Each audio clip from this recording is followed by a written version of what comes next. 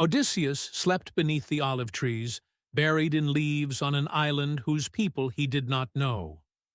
While he slept, Athena went to the city of the Phaeacians. They had once lived near the Cyclopes, stronger neighbors who raided them without restraint. Their former king had led them across the sea to Scheria, where they built walls, temples, homes, and harbors far from other nations. Now his son, Alcinous, ruled them. Athena entered the palace and found the king's daughter asleep. Her name was Nausicaa. Taking the form of one of the princess's friends, Athena appeared beside her bed and teased her for leaving the household clothing unwashed. Marriage would come soon, she said. Nausicaa should have clean garments for herself and for those who attended her. At dawn, Nausicaa remembered the dream.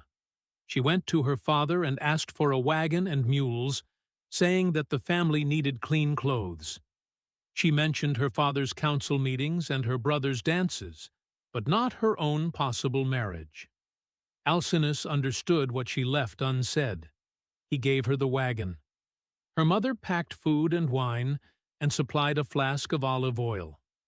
Nausicaa loaded the clothing, took the reins, and drove toward the river with her maids walking beside her. They unharnessed the mules and let them graze. Then they washed the clothes in clear water, treading the dirt from them in the pools. They spread the garments across the bright stones to dry, bathed, rubbed their skin with oil, and ate beside the stream. With the work finished, they began to play ball. Nausicaa stood among the other young women like Artemis among her mountain nymphs.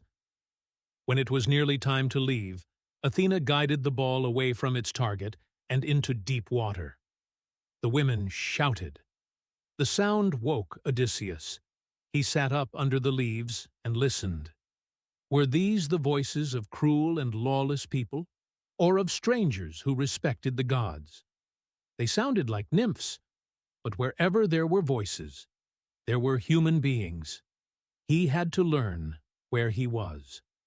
Odysseus broke a leafy branch from the thicket and used it to cover himself. Salt crusted his skin. His hair was tangled. After the sea, hunger, and a night on the ground, he came toward the women like a storm-beaten lion driven by need.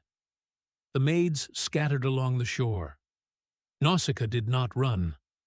Athena placed courage in her heart and held fear from her limbs. She faced the naked, shipwrecked stranger alone. Odysseus stopped at a distance. He considered clasping her knees as a formal suppliant, but feared that coming so close would frighten or offend her. So he trusted words instead. "Are you a goddess or a mortal woman?" he asked. If she were divine, she most resembled Artemis. If she were mortal, her parents and brothers were blessed, and most blessed would be the man who married her. He compared her to a young palm he had once seen beside Apollo's altar on Delos, the only living thing whose beauty had filled him with the same astonishment. Then he told her the truth of his need. For 20 days the sea had carried and broken him.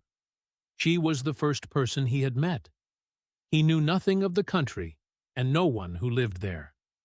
He asked only for the road to the city and some cloth to cover himself.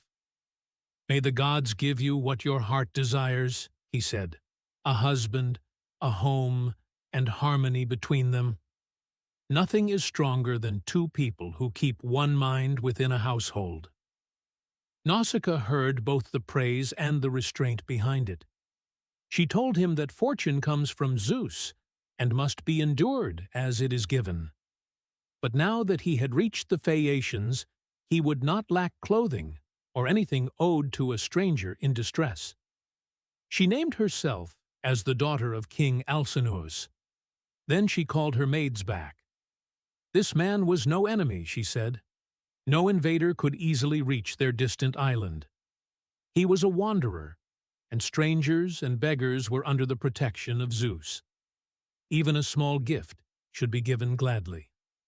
The maids brought Odysseus a tunic, a cloak, food, wine, water, and oil. When they offered to wash him, he asked them to stand apart. He would not strip before them. Alone beside the river, he scrubbed the salt from his shoulders and hair. He rubbed himself with oil and put on the clean clothing. Athena made him appear taller and stronger. His hair fell in thick curls, and grace shone around his head and shoulders. When he returned, the women who had fled stared at him. Nausicaa wondered aloud whether the gods had sent him, and wished that a man like this might become her husband, if only he would stay. Odysseus ate ravenously. Nausicaa folded the dry clothing and prepared the wagon for home. Then she gave him careful instructions. He could follow the wagon through the fields, but before they entered the city, he must wait in Athena's sacred grove.